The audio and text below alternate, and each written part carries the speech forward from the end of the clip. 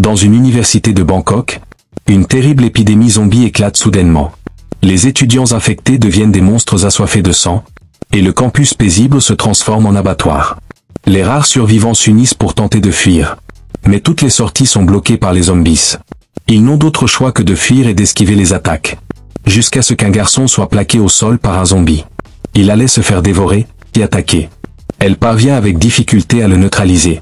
Et s'apprête à lui transpercer la tête avec une tige métallique.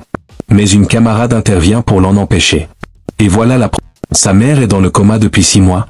Et dans cette situation, il est impossible de sortir la sauver. Il supplie donc son professeur de veiller sur elle à l'extérieur. Le professeur sait qu'il y a eu un incident à l'école.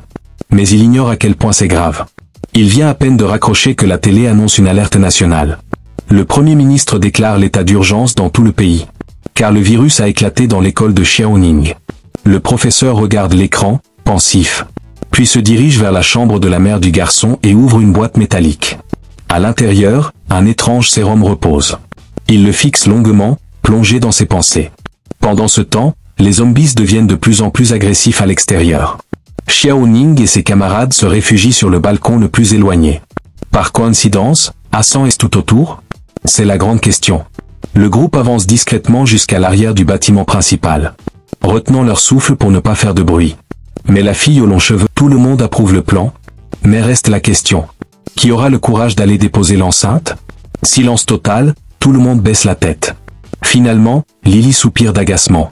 Les traite de mots pour éviter une catastrophe. Le gouvernement coupe l'électricité, l'eau et les communications. Pendant ce temps, Lily avance avec une chance incroyable. Elle repart donc prudemment sur la pointe des pieds. Une fois tout prêt, Shen Yinan connecte son téléphone à l'enceinte via Bluetooth. La musique démarre, et les zombies deviennent fous.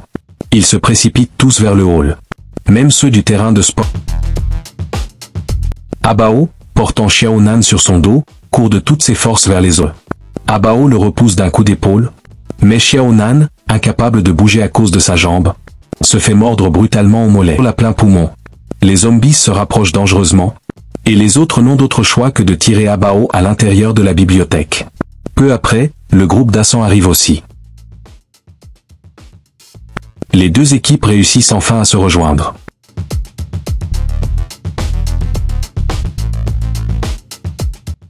Les garçons bloquent la porte d'entrée avec tout ce qu'ils trouvent. Xiaoning sort son téléphone pour tenter de contacter l'extérieur. Mais il n'y a aucun signal. Le gouvernement a agi vite et efficacement. Un des membres du groupe trouve alors une vieille radio dans un coin.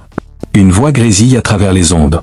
Le gouverneur survivant de se rendre sur les toits pour attendre les secours.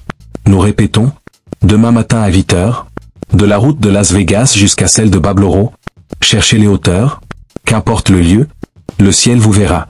Nous allons maintenant quitter la se fondre dans l'obscurité. Pendant ce temps, certains survivants ayant entendu le message fixent la bibliothèque d'un regard inquiétant, attirés par cette lueur d'espoir ou de piège.